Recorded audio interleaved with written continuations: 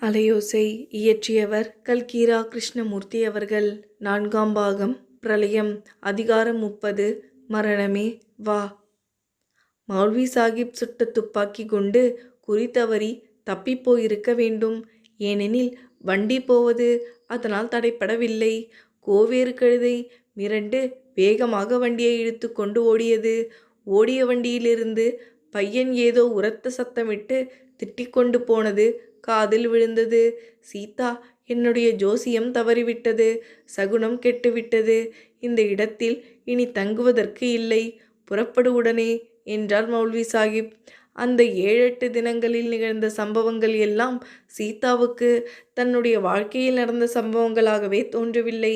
சில சமயம் பல பூர்வ ஜென்மங்களிலே நடந்த சம்பவங்களாக தோன்றின.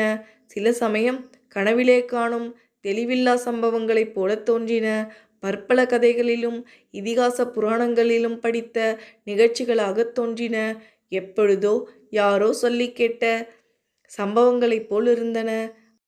அந்த சம்பவங்களிலெல்லாம் அவளும் ஒரு பாத்திரமாக இருந்த போதிலும் அவளுடைய உடம்பிலிருந்து ஆவியானது தனியே பிரிந்து போய் நின்று அந்த பயங்கர நிகழ்ச்சிகளை எல்லாம் காண்பது போல் இருந்தது.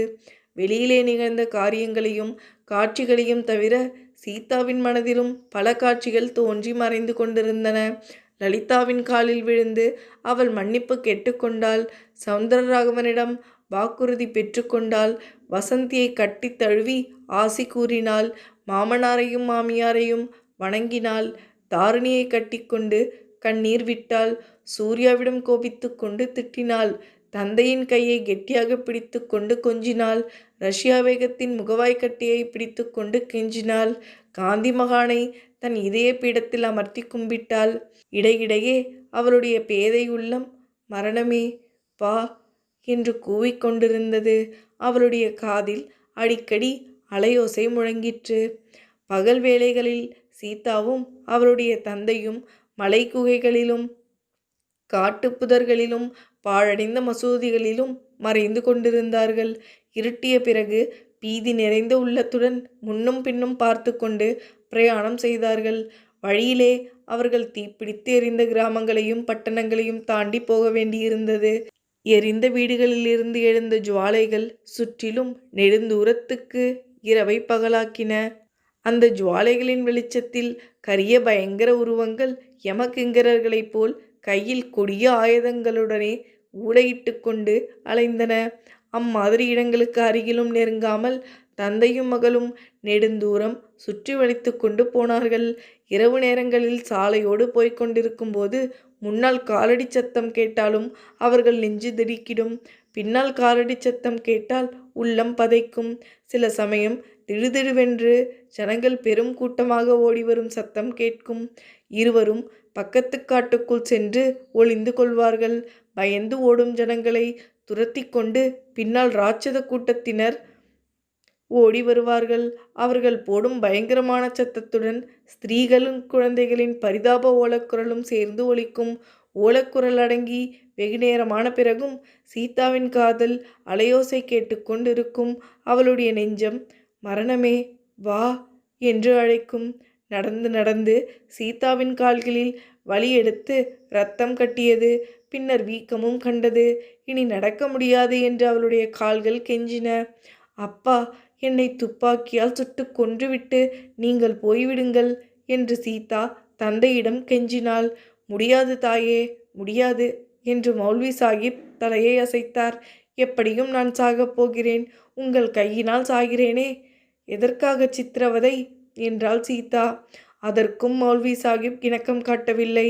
தந்தையின் தோலை பிடித்து கொண்டு சீதா மெல்ல மெல்ல தடுமாறி நடந்தாள். அவளுடைய உள்ளம் மரணமே வா என்று அழைத்தது. அவளுடைய காதில் அலைவோசை அதிகமாகி கொண்டிருந்தது. சாலையில் அவர்களுக்கு பின்னால் ஒரு பெரிய புழுதிப்படலம் கிளம்பி ஆகாசத்தை மறைத்தது. ஒரு பெரும் இரைச்சல் கேட்டது. அது என்னவென்று தெரிந்து கொள்வதற்காக சீதாவும் அவள் தந்தையும் சாலையை விட்டு ஒதுங்கி ஒரு பாழடைந்த குருத்வாரத்துக்குள் ஒளிந்து கொண்டார்கள். கொஞ்ச நேரத்துக்கெல்லாம் ஒரு மாபெரும் கூட்டம் வந்தது. அந்த கூட்டத்தாரை காப்பதற்கு துப்பாக்கி பிடித்த சீக்கிய சோல்ஜர்கள் உடன் இருந்தார்கள். வயோதிகர்கள், குழந்தைகள், ஸ்திரீகள், புருஷர்கள், நோயாளிகள், கர்ப்பிணி ஸ்திரீகள், ஒட்டகை பெட்டி பேழைகள் இவை அடங்கிய நீண்ட ஊர்வலம் போய்கொண்டே இருந்தது. சுமார் 1,00,000 மனித உயிர்கள், 1 மைல் நீளமுள்ள ஊர்வலம். இந்த கூட்டத்தோடு நாமும் போய்விடலாமா என்று மௌல்வி சாஹிப் கேட்டார். வேண்டாம் அப்பா, இந்த புழுதியையும் நாற்றத்தையும் கூச்சலையும் என்னால் தாங்க முடியாது, பைத்தியம் பிடித்துவிடும் என்றாள் சீதா. ஊர்வலம் சென்ற வழியில் பயங்கரமான துர்நாற்றம் கிளம்பி வானவெளியின் காற்றையெல்லாம் விஷமாக்கி விட்டது. சீதாவும் அவளுடைய தந்தையும் வேறொரு குறுக்கு சாலையை பிடித்து கொண்டு சென்றார்கள். ஒரு சின்ன ரயில்வே ஸ்டேஷனை அவர்கள் அடைந்தார்கள். வெயிட்டிங் ரூமில் உட்கார்ந்து ரயிலுக்காக காத்திருந்தார்கள். யாராவது வந்து வெயிட்டிங் ரூமுக்குள் எட்டி பார்க்கும் போதெல்லாம் சீதாவுக்கு பகீர் என்று இருக்கும். ரயிலுக்காக காத்திருந்த நேரம் முடிவில்லாமல் நீண்டு கொண்டே இருந்தது. சீதா உட்கார்ந்தபடியே சிறிது கண்ணயர்ந்தாள். பெரும் மலையோசை கேட்டு திடுக்கிட்டு கண் விழித்தாள். கேட்டது ரயில் வரும் சத்தம் என்று தெரிந்து கொண்டாள். இருவரும் பிளாட்பாரத்துக்குள் போனார்கள். ரயிலில் கூட்டம் சொல்ல முடியாது. எல்லா வண்டிகளும் உட்புறம் பூட்டப்பட்டிருந்தன. சீதாவுக்கு அந்த ரயிலில் ஏறுவதற்கே பிடிக்கவில்லை. ஆனால் மௌல்வி சாஹிப் வற்புறுத்தினார். வண்டி வண்டியாகச் சென்று கெஞ்சி கேட்டுக்கொண்டு கடைசியில் ஒரு வண்டி கதவை திறக்கச் செய்தார். 2 பேரும் ஏறிக்கொண்டார்கள். வண்டியிலிருந்தவர்கள் தாங்கள் வந்த வழியில் பார்த்த பயங்கரங்களை பற்றி பேசிக் கொண்டிருந்தார்கள். ரயில் மெல்ல மெல்ல போய்கொண்டிருந்தது. ரயிலில் சக்கரங்கள் சுழன்ற சத்தம் சீதாவின் காதில் அலையோசையைப் போல் கேட்டுக்கொண்டிருந்தது. மரணமே வா என்று அவளுடைய உள்ளம் கூவிக்கொண்டிருந்தது. ஒரு ரயில்வே ஜங்ஷனில் ரயில் நின்றது. நின்ற ரயில் மறுபடி லேசில் கிளம்புகிற வழியாக இல்லை. நேரமாக ஆக ரயிலில் இருந்தவர்களின் கவலை அதிகமாயிற்று. ரயில்வே ஸ்டேஷனிலும் வெளியிலும் ஏக கூச்சலும் குழப்பமுமாய் இருந்தன. மௌல்வி சாஹிப் திடீரென்று அதோ தாரிணி என்றார். சீதா ஆவலுடன் அவர் காட்டிய திசையை பார்த்தாள். ஆம், கொஞ்ச தூரத்தில் கூட்டத்துக்கு நடுவில் சூர்யாவும் தாரிணியும் போய்கொண்டிருந்தார்கள். ஒரு கணம் அவர்களுடைய முகங்கள் தெரிந்தன. மறுகணம் கூட்டத்தில் மறைந்துவிட்டன. சீதா, கொஞ்சம் பொறு, அவர்களை பார்த்து கொண்டு வருகிறேன் என்று அப்பா சொல்லிவிட்டு வண்டியிலிருந்து இறங்கி ஓடினார். அடுத்த நிமிஷம் அவரும் ஜனக்கூட்டத்தில் மறைந்து விட்டார். பிறகு ஒவ்வொரு கணமும் ஒவ்வொரு யுகமாக இருந்தது. சீதாவுக்கு அந்த மாதிரி பல யுகங்களுக்கு பிறகு ஒரு பயங்கரமான கூச்சல் கேட்டது. அதை காட்டிலும் கோரமான காட்சி கண்முன்னால் தென்பட்டது. நூற்றுக்கணக்கான முரட்டு மனிதர்கள் கையில் கத்திகளுடன் பாய்ந்து வந்தார்கள். பிளாட்பாரத்தில் நின்றவர்கள் பலரை கொன்றார்கள். எங்கே பார்த்தாலும் இரத்தக்களரி ஆயிற்று. அந்த மனிதர்கள் ரயிலுக்குள்ளும் பாய்ந்து ஏறினார்கள். சீதா இருந்த வண்டியை நோக்கி 5-6 பேர் ஓடி வந்தார்கள். சீதா பீதியினாலும் அருவருப்பினாலும் கண்களை மூடிக்கொண்டாள். அவளுடைய மனதில் கடைசியாக நம்முடைய பிரார்த்தனை நிறைவேறிவிட்டது, மரணம் வந்துவிட்டது என்ற நினைவு தோன்றியது. தடதடவென்று ரயிலுக்குள் 4-5 பேர் ஏறினார்கள். மூடிய கண்களுடனே அடுத்த கணத்தில் தன்னுடைய மார்பில் கத்தி பாயும் என்று சீதா எதிர்பார்த்தாள். ஆனால் கத்தி பாயவில்லை. கண்ணும் திறக்கவில்லை. மறுபடியும் வண்டிக்குள் தனக்கருகில் ஏதோ கலவரம் நடக்கிறதென்பதை உணர்ந்தாள். யாரோ அவளை பிடித்து தள்ளினார்கள். தொப்பென்று கீழே விழுந்தாள். அவள் மேல் ஏறி மிதித்து கொண்டு யாரோ ஓடினார்கள். சீதா, சீதா என்ற இனிய குரலுடன் மெல்லிய மிருதுவான கரங்கள் அவளை எடுத்து தூக்கின. கண்ணை விழித்து பார்த்து அவை தாரிணியின் கரங்கள் என்பதை அறிந்தாள். தன்னை தூக்கிய கரங்களில் ஒன்றிலிருந்து இரத்தம் சொட்டி கொண்டிருப்பதையும் கண்டாள். அக்கா என்று அலறினாள். அந்த 3 தினங்கள் சீதாவின் வாழ்க்கையில் மிகவும் ஆனந்தமான நாட்கள். ஏதோ ஒரு ஊரில் யாரோ ஒருவருடைய வீட்டின் மேல் மச்சில் ஜன்னல் கதவுகளை எல்லாம் அடைத்து கொண்டு ஒளிந்திருந்த நாட்கள்தான். சாலையிலாவது வெளிச்சம் உண்டு, காற்று உண்டு. இங்கே அது கூட கிடைக்காது. எனினும் தன்னுடன் பிறந்தவள் என்று தெரியாத போதே தன் உள்ளத்தின் அன்பையெல்லாம் கவர்ந்துவிட்ட தாரிணியுடன் வசித்தபடியால் அந்த நாட்கள் ஆனந்தமாய் இருந்தன. ரயிலில் கொலை செய்யப்படாமல் சீதாவை காப்பாற்றிய தாரிணி அவளை இந்த இடத்தில் கொண்டு வந்து சேர்த்திருந்தாள். சீதா தனக்கும் தாரிணிக்கும் உள்ள உறவை பற்றி பிரஸ்தாபித்தாள். இதெல்லாம் உனக்கு முன்னமே தெரியாதா அக்கா என்று கேட்டாள். இந்த சந்தேகம் எனக்கு வெகு காலமாகவே இருந்து வந்தது. ஆனால் நான் எவ்வளவு கேட்டும் அந்த கிழவரும் கிழவியும் உண்மையை சொல்ல மறுத்து விட்டார்கள் என்றாள் தாரிணி. என்ன அநியாயம்! எதற்காக அப்படி செய்தார்கள்? அக்கா என்று தெரியாமலேயே உன்னிடம் என் பிராணனை வைத்திருந்தேனே. தெரிந்திருந்தால் இன்னும் எவ்வளவு பிரியமாய் இருந்திருப்பேன். நாம் எவ்வளவு சந்தோஷமாய் இருந்திருக்கலாம் என்றாள் சீதா. தன்னிடம் பொறாமை கொண்டு சீதா படுத்திய பாடெல்லாம் தாரிணிக்கு நினைவு வந்தது. ஆனால் அதை இப்போது சீதாவுக்கு ஞாபகப்படுத்தவில்லை. போனதை பற்றி கவலைப்பட்டு பயன் என்ன? அதற்கெல்லாம் சேர்த்து இப்போது வட்டி போட்டு நாம் சந்தோஷமாய் இருக்கலாம் என்றாள் தாரிணி. அதற்கென்ன சந்தேகம்? என் துன்பங்கள் எல்லாம் தீர்ந்துவிட்டன. இனிமேல் எனக்கு சந்தோஷத்துக்கு என்ன குறைவு என்றாள் சீதா. எனினும் இருவருடைய இதே அந்தரங்கத்திலும் சந்தேகமும் பயமும் இல்லாமற் போகவில்லை. விழித்து கொண்டிருந்த போதெல்லாம் தாரிணியின் கழுத்தை சீதா கட்டிக்கொண்டு அந்தரங்கம் பேசினாள்.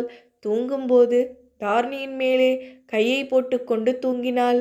எங்கே தன்னை விட்டுவிட்டு தாரிணி போய்விடப் போகிறாளோ என்ற பயம் அவளுடைய மனதின் ஆழத்தில் குடிகொண்டிருந்தது. சீதாவின் பயம் சீக்கிரத்திலேயே உண்மையாயிற்று. தாரிணியிடமிருந்து அவள் பிரிய வேண்டிய சமயம் வந்தது. இதை பற்றி அறிந்ததும் சீதா முரண்டு பிடித்தாள். நான் உன்னை விட்டு போக மாட்டேன். நீ என்னை விட்டு போனால் குத்தி கொண்டு சாவேன் என்றாள். தாரிணி பலவிதமாக அவளுக்கு சமாதானம் கூறினாள். நான் டில்லியில் உன்னுடன் வந்து சேர்ந்து கொள்கிறேன். அதுவரையில் பொறுத்திரு. பெஷாவரில் என்னுடைய சிநேகிதி நிரூபமா இருக்கிறாள். அவளை பார்த்து அழைத்து கொண்டு வர வேண்டும் என்றாள்.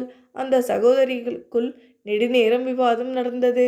கடைசியாக சீதா, அக்கா, நீ ஒரு வாக்குறுதி கொடுத்தால் நான் உன்னை பிரிந்து போக சம்மதிப்பேன் என்றாள். கேளம்மா என்றாள் தாரிணி. டெல்லிக்கு போகும் வழியில் நான் இறந்து விட்டால் நீ அவரை கல்யாணம் செய்து கொள்ள வேண்டும்.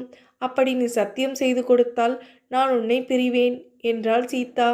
இது என்ன பைத்தியக்காரத்தனம் என்று தாரிணி எவ்வளவோ சொல்லி பார்த்தும் சீதா கேட்கிறதாக இல்லை. தாரிணி மறுக்க மறுக்க சீதாவின் வெறி அதிகமாகி வந்தது. கடைசியில் தாரிணி, அடியே, நீ செத்து நான் உயிரோடு இருந்து உன் புருஷனும் என்னை கல்யாணம் செய்து கொள்வதற்கு சம்மதித்தால் நான் கல்யாணம் பண்ணி கொள்கிறேன் என்றாள். முஸ்லிம் ஸ்திரீகள் பருதா அணிந்து கொள்வது போன்ற புர்கா ஒன்றை சீதாவுக்கு தாரிணி அளித்தாள். அந்த உடையில் கண்களால் பார்ப்பதற்கு மட்டும் துவாரம் இருந்தது. மற்றபடி தலையிலிருந்து கால் வரையில் சீதாவை அந்த அங்கி மூடிவிட்டது. நள்ளிரவில் மௌல்வி சாஹிபும் சீதாவும் அந்த வீட்டு மெத்தை அறையிலிருந்து கீழே இறங்கி வந்தார்கள். வாசலில் தயாராக ஜீப் வண்டி ஒன்று நின்று கொண்டிருந்தது. அதை ஓட்டுவதற்கு ஒரு போலீஸ் டிரைவர் காத்திருந்தான். சீதா தாரிணியை கட்டிக்கொண்டு, அக்கா, வாக்குறுதியை மறந்து விடாதே என்றாள். அவளுடைய தந்தை தாரிணியின் தலை உச்சியை முகர்ந்து பார்த்துவிட்டு, அம்மா, என்னுடைய குற்றங்களை மன்னித்துக்கொள் என்று சொன்னார். மங்கலான நட்சத்திர வெளிச்சத்தில் தாரிணியின் கண்களில் கண்ணீர் துளிகள் பிரகாசித்தன. அப்பா, தங்களுக்கு நான் கொடுத்த தொந்தரவுகளை எல்லாம் மன்னியுங்கள். அதற்கெல்லாம் பிராயச்சித்தமாக தங்களுக்கு வாழ்நாள் எல்லாம் பணிவிடை செய்ய வேண்டும். அதற்கு எனக்கு கொடுத்து வைத்திருக்குமோ என்னமோ என்றாள். போலீஸ் கான்ஸ்டபிள் ஓட்டிய ஜீப் வண்டி அதிவேகமாக போய்கொண்டிருந்தது. வழியில் நேர்ந்த பல தடங்கல்களையும் தாண்டி கொண்டு சென்றது. சாலைகளில் சில இடங்களில் கூட்டமாக ஜனங்கள் போய்கொண்டிருந்தார்கள். அந்த இடங்களில் ஜனக்கூட்டத்தை பிளந்து கொண்டு ஜீப் சென்றது. சில இடங்களில் சாலைகளில் மரங்களை வெட்டி தள்ளியிருந்தார்கள். அந்த இடங்களில் சாலையில் இருந்து பக்கத்தில் இறங்கி கடந்து சென்றது.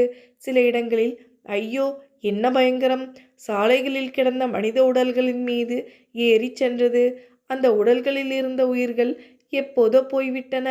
இனி அவற்றின் பேரில் ஜீப் வண்டி ஏறினால் என்ன, ரோட் என்ஜின் ஏறினால்தான் என்ன?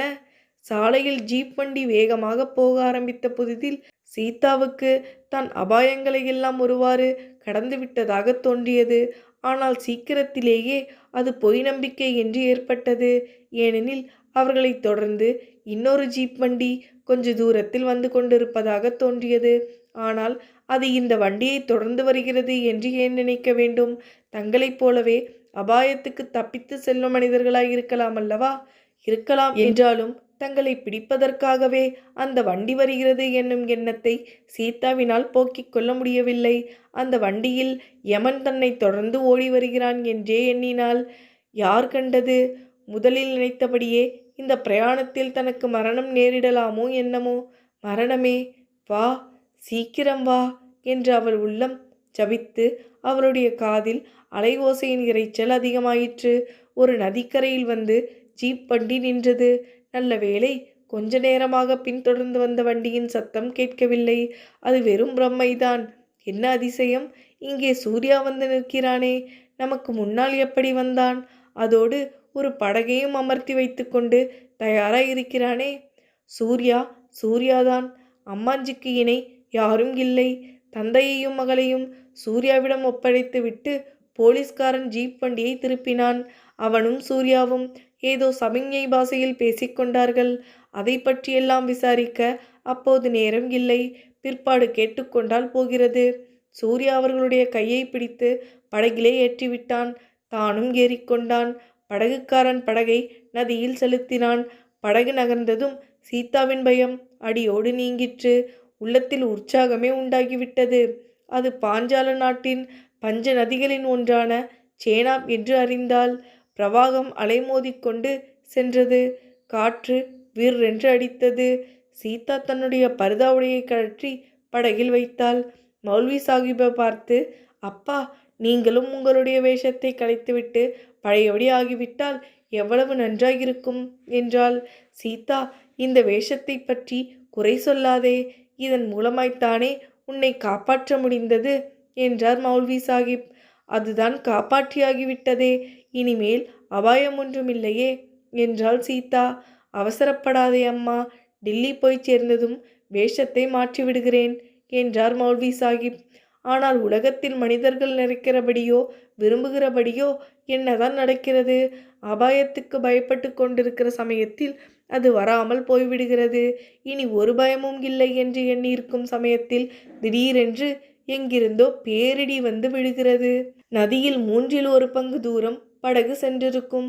அப்போது அவர்கள் வந்த சாலையில் சற்று தூரத்தில் ஒரு புழுதிப்படலம் தெரிந்தது. புழுதியை கிளப்பிய மற்றொரு ஜீப் வண்டி அடுத்த நிமிஷம் நதிக்கரையில் வந்து நின்றது. ஜீப்பிலிருந்து மனிதன் கீழே குதித்ததை சீதா பார்த்தாள். அவன் கையில் ஒரு துப்பாக்கி இருந்தது. நதியில் சென்று கொண்டிருந்த படகை அவன் உற்று பார்த்தான். அடுத்த நிமிஷம் கையில் இருந்த துப்பாக்கியை தூக்கி குறிபார்த்து சுட்டான்.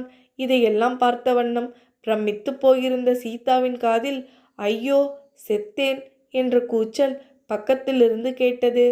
சீதா திரும்பி பார்த்தாள். தன் தந்தையின் கன்னத்தில் இரத்தம் சொட்டுவதையும் அவர் படகின் ஓரமாக சாய்வதையும் பார்த்தாள். ஆற்றில் விழாமல் அவரை பிடித்து கொள்வதற்காக பாய்ந்து ஓடினாள். படகு ஆடி சாய்ந்தது. சீதா நதியின் பெருவெள்ளத்தில் விழுந்தாள். முடிவில்லாத நேரம் சீதா தண்ணீருக்குள் கீழே கீழே கீழே போய்கொண்டிருந்தாள். பிறகு தன்னுடைய பிரயாசையின்றியே மேலே வருவதை உணர்ந்தாள். முகம் தண்ணீருக்கு மேலே வந்தது. கண்கள் ஒரு கணம் திறந்தன. சற்று தூரத்தில் தன் தந்தை கன்னத்தில் இரத்த காயத்துடன் தத்தளித்து நீந்தி கொண்டிருப்பதை பார்த்தாள். இன்னும் கொஞ்ச தூரத்தில் சூர்யா அதே மாதிரி நீந்தி கொண்டிருந்தான். ஆனால் அவர்களில் யாரும் சீதா தலை தூக்கிய பக்கம் பார்க்கவில்லை. படகோ வெகு தூரத்தில் இருந்தது. அலை ஒன்று சீதாவை நோக்கி வந்தது. அது 1 அடி உயர அலைதான். ஆனால் படகையும் மற்ற இருவரையும் மறைத்தபடியால் அது மலையளவு உயரமாக சீதாவுக்கு தோன்றியது. பொங்கும் கடலை போல் ஓசை செய்து கொண்டு அந்த அலை விரைந்து வந்து சீதாவை மோதியது. சீதா பயத்தினால் கண்ணை மூடிக்கொண்டாள். மறுபடியும் தண்ணீரில் முழுகப் போகிறோம் என்ற எண்ணம் தோன்றியது. இந்த தடவை முழுகினால் முழுகியதுதான். மறுபடி எழுந்திருக்கப் போவதில்லை. மரணமே, வா என்று அவள் அடிக்கடி ஜெபம் செய்து கொண்டிருந்தது பலித்துவிட்டது. இந்த தடவை நிச்சயமான மரணம்தான். அலை வந்து தாக்கியது. நீரில் முழுகும் தருவாயில் சீதாவின் மனக்கண்ணின் முன்னால் ஒரு காட்சி புலப்பட்டது. தாரிணியும் சௌந்தரராகவனும் கைப்பிடித்து கல்யாணம் செய்து கொள்ளும் காட்சிதான் அது. சீதாவின் மனதில் அந்த கணநேர காட்சி ஆனந்தத்தையும் அமைதியையும் உண்டு பண்ணியது. ஆஹா, அவர்கள் சந்தோஷமாய் இருப்பார்கள் என்று எண்ணிக்கொண்டே தண்ணீரில் மூழ்கினாள். குழந்தை வசந்தியின் பால்வடியும் முகமும், சூர்யாவின் ஆர்வம் ததும்பிய முகமும், மௌல்வி சாஹிபுவின் முகமும் வரிசையாக பவனி வந்தன. சுவரில் இருந்த படத்திலிருந்து காந்தி மகாத்மாவின் முகம் தனியாகத் தோன்றி புன்னகை செய்து மறைந்தது. பின்னர் சிறிது நேரம் காதில் ஹோ என்ற அலைவோசை மட்டும் கேட்டு கொண்டிருந்தது. பிறகு எல்லா நினைவும் அழிந்தது. ஆழங்காணாத அமைதி, எல்லை காணாத இருள், நிசப்தம்.